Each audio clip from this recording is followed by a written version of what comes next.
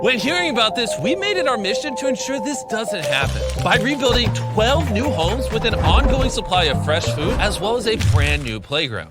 To ensure this does not happen, we spent the last 6 months working tirelessly so that these kids have a safe and clean environment to live in.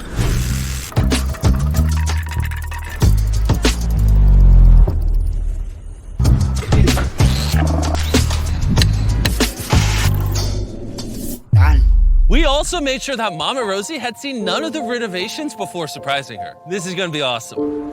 Mama Rosie, you promised me you haven't seen anything yet? Yes, I haven't seen anything. Are you ready? Ready. Let's take this off.